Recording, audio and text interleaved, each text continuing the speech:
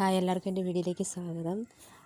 ഈ വീഡിയോ ഞാൻ മുമ്പ് കൊറ്റംകുളങ്ങര പോയപ്പോൾ എടുത്തതാണ്. അപ്പോൾ ഇതെല്ലാം ചെയ്ത് വെച്ച് അപ്പോൾ എനിക്ക് അപ്ലോഡ് ചെയ്യാൻ പറ്റാതായിപ്പോയി, സോറി.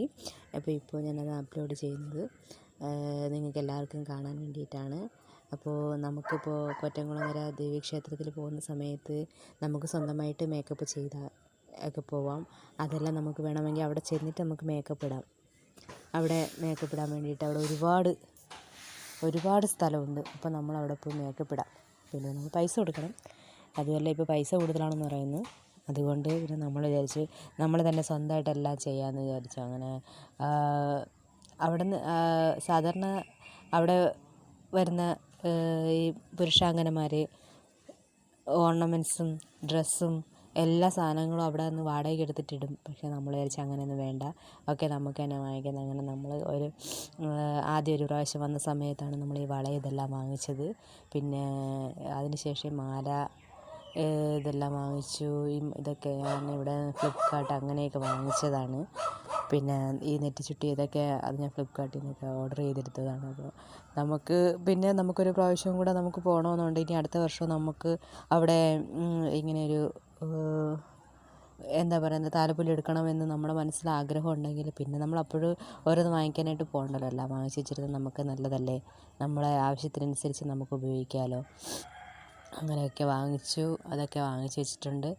അങ്ങനെ ഈ ഡ്രസ്സൊക്കെ തന്നെ നമ്മുടെ അടുത്തുള്ള ഷോപ്പിലൊക്കെ പോയി വാങ്ങിച്ചതാണ്. അപ്പോൾ സാരി ഉടുക്കാമെന്ന് ചോദിച്ചു.